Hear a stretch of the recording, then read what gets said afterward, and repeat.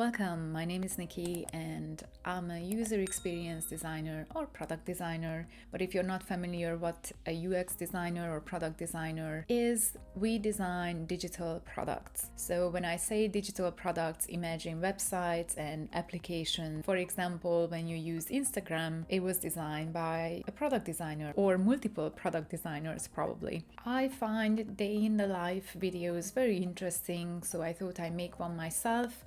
However, I don't have a typical day, but I have a typical week. Yesterday was Monday and it was a holiday here in New Zealand, so I'm going to film from Tuesday to Tuesday. Hope you will enjoy a sneak peek into my weeks, and if you have any questions, leave a comment in the comment section below. Yeah, let's get started. I work for the New Zealand government, so unfortunately I am not able to film in the office. So I'm just going to talk you through my week. I watched a few similar videos on YouTube, even though they were interesting to me. Like some people really focus on their skincare routine. I just don't think you seeing my skincare routine is that useful. But if you're interested, my skincare routine takes about 30 seconds. So it's basically, I wash my face, I pet dry my face, I apply moisturizer, and I apply sunscreen. And that's it. I usually get up at 6:30. I woke up really early today, around 5:30, I think. It's kind of odd because I used to get up at 5:30 and I went to the gym just to train before work. I don't do that anymore. Do you know how they say you gotta do something productive early in the morning, like making your bed, and it kicks off like a whole productivity cycle for the day? Yeah, I don't do that. I never make my bed. And I always start my day with meditation. I've been meditating for such a long time. I think it's over 12 years now. So I started meditating before it was trendy, and I can just highly recommend that. This is the single most important thing in my life. It helps me keep my inner peace. I meditate twice a day and I start my morning with a 15 minutes long meditation, and I close my day with a meditation as well.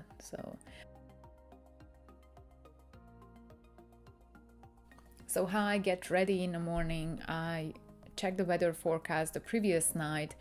I prepare my clothes accordingly. I don't put a lot of effort into my outfit because I work in IT. I think if you work for an agency, like a design agency, or if you have a client-facing design job, then you gotta put more effort into your outfit. And if you're familiar with the New Zealand fashion, then you know that it's like tech, like working in IT, it's a pretty low standard, how you dress. But I guess here in New Zealand, the standard is even lower, if I can say that. Oh, hope I don't offend anybody. You work in a relaxed environment and you can wear whatever. So some of my colleagues, they actually wear genders at work. Or I used to work at a place where some people didn't even wear footwear. And if you're familiar with Kiwis, like this is 100% acceptable. I never done that myself. I cannot see myself doing it, but I don't judge people. I usually wear like 3 colors at work. It's black, white, and gray. I recently branched out to blue. This is my wardrobe. As you can see, not many colors. I love this section. It's black. But even if you look down, there's some blues there. Yeah.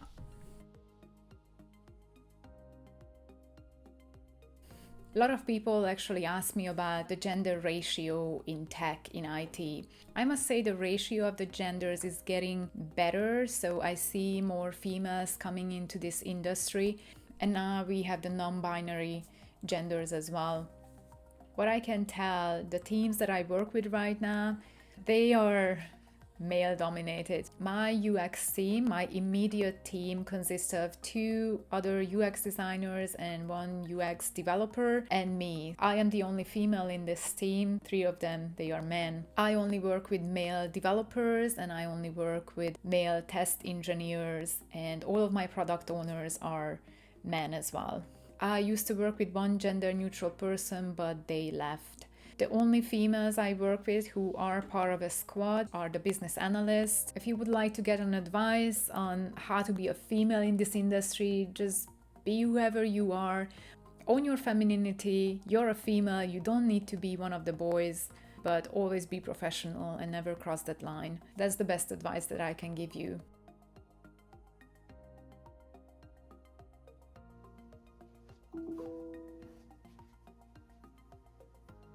One thing that is very common for every single day is my stand-ups. At the moment, I'm supporting multiple squads, so I need to attend different stand-ups in the morning. Yeah. Yes. Yeah, so what we might want to do. Yeah, you mean the password? Yeah, I actually have a story about it in the next sprint. Yeah, absolutely. Yeah. Cool.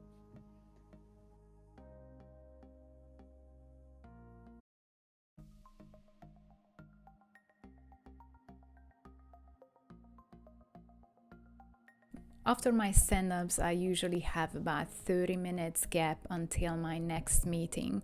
And in that 30 minutes, that's when I go through my Slack messages, my emails, Confluence notifications, Jira notifications. If something takes about like a few seconds to answer, then I do that in that 30 minutes gap.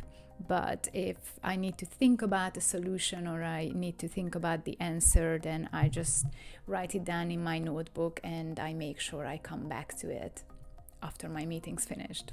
From 10 a.m. I usually have a couple of hours meetings and a very quick lunch break, and I have some more meetings in the afternoon, so that's fairly common.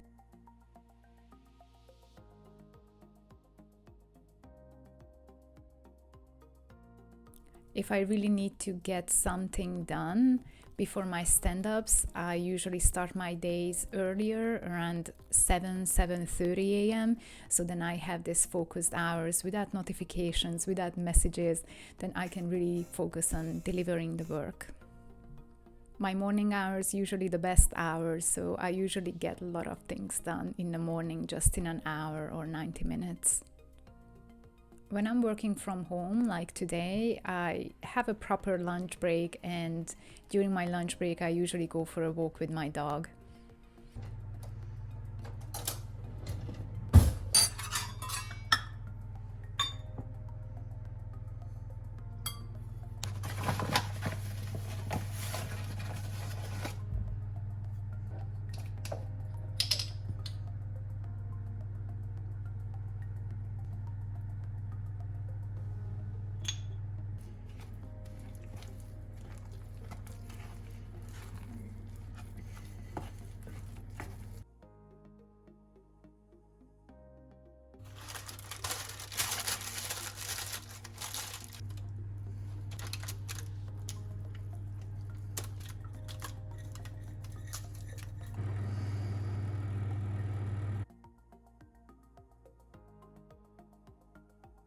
When I'm working in the office, then I have a very quick lunch break because people know that I am there in person. So it's kind of like everybody wants a piece of me, but in a good sense. Twice a week, we have UX Sync with my team, which is really important for all of us. We had to educate our team members that this is actually a really important time for us as designers to come together and discuss ideas, discuss screens, and share our design and get feedback on our solution, so then we can iterate on that.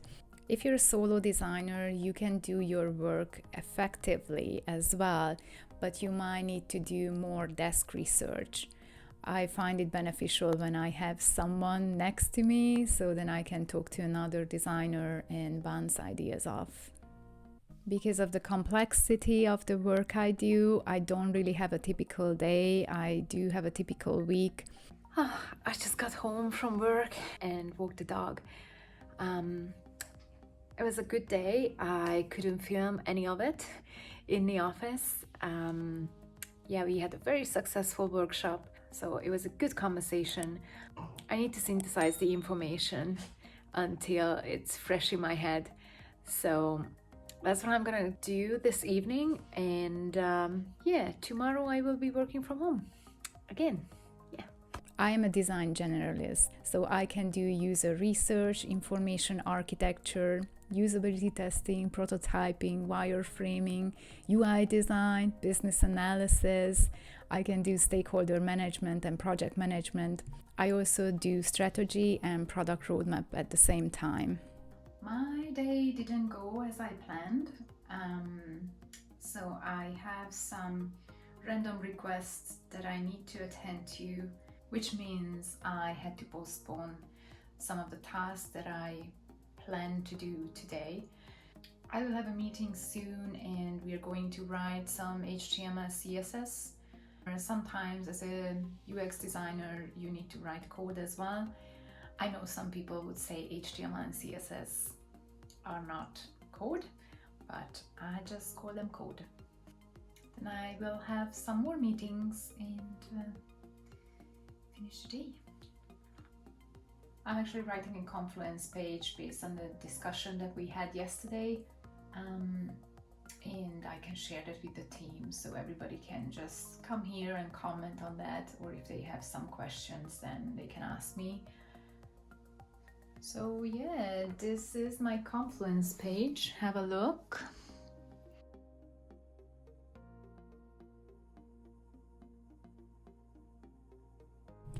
I think if you come out of design school, this job might surprise you a little bit, because you might expect that you're going to design like 7-8 hours a day, and that's actually not true.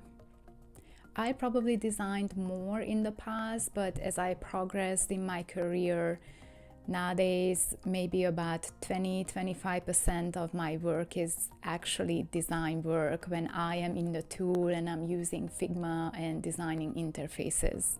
So the rest of my hours are actually stakeholder management, engagement with other people, talking to subject matter experts, SMEs, discussing designs with developers and product owners, presenting my ideas.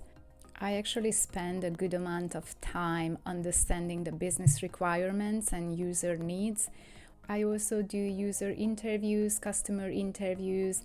I read a lot of documentations, and I have weekly catch-ups with business analysts and architects so that my design actually fits for purpose. I also engage with other groups outside of my team. It's usually regarding the design system or some customer research. People are really interested in that kind of thing, and I think it's really good if we have a design system that other parts of the organization can pick up and can adapt and reuse. Okay, welcome. Hi, I'm Nikki, and if we haven't met, I am one of the UX designers. And so a service blueprint, essentially a diagram, a map that visualizes relationships between people, processes, physical and digital touch points tied to a specific customer journey.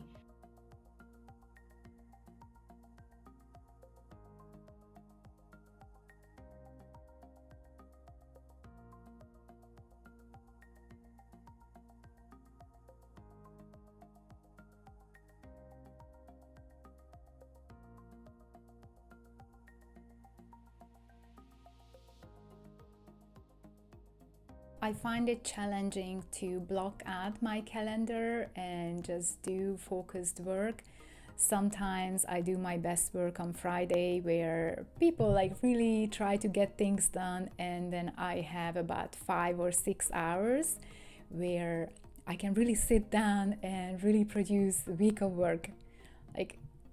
I know it's not ideal, but sometimes that's what happens.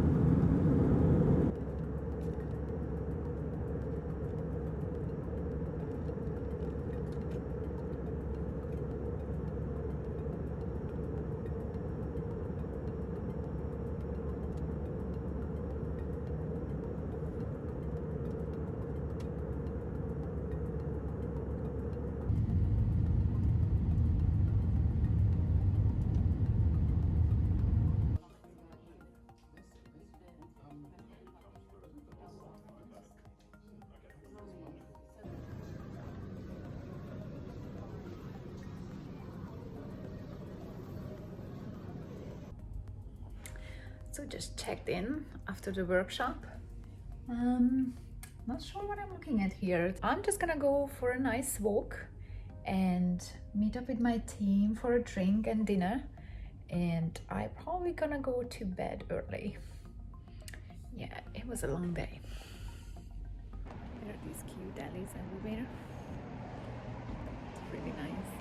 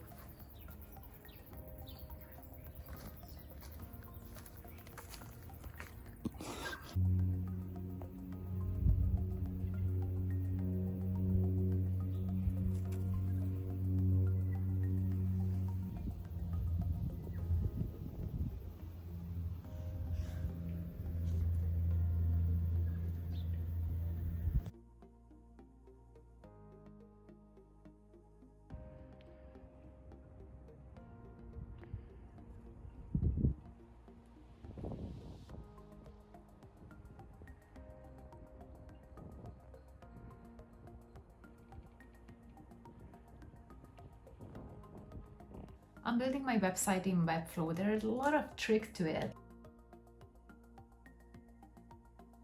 I'm actually checking the DNS.